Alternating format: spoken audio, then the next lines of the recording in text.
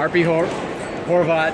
Arpi, you talked with us in a previous interview about kind of your trajectory and the discovery of your coaches, or your coaches, national team coaches in Hungary, discovering you at such a young age of 14. What was it about your fencing, athleticism, whatever, that really stood out in you? You know, I asked my coach about this because, you know, when you're young and you fence, you're still not as smart. It took me 10 years. I was already a world champion, but the coach still don't know fencing. I was a junior when he told me, now you can fence. What really means that you control the bounce, you're analyzing the opponent, you know when to change, and so on and so on and so on. And in an early age, you need more experience, you need a lot of competition behind you to get there. However, I think I got it at an earlier age.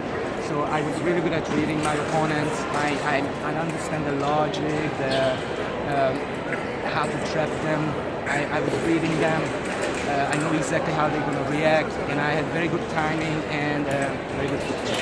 Because I'm short, so I had to have those because everybody was longer than me.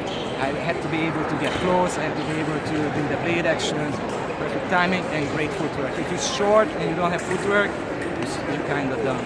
And footwork is always emphasized in all three of the weapons. What were you doing within your drills to achieve such great footwork? So as I said the previous interview, we had to go running and swimming every day before school. So we were waking up 5:30 in the morning and go running on the Margarita Island in Budapest. We'd go swimming, and after we go in school, plus we were doing weight training, and I love playing soccer.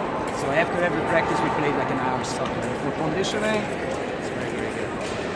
And obviously, 9 to 10, 15 touch bouts every day also builds against strong fencers. And you actually have to be there mentally, because if you know, when you're young and you think about the school tomorrow and you're getting murdered.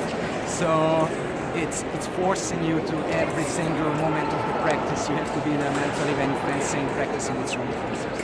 And are there structured drills that you're using now at your club, Vivo, that you learned as a Hungarian cadet fencer that allowed you to achieve that?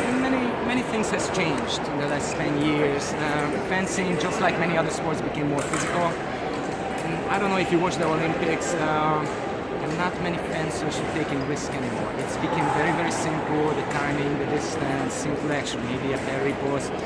You don't see much risk because everybody realized that building up the basics perfectly can win you tournaments, and doing the actions, it's too risky. Doing the simple things right.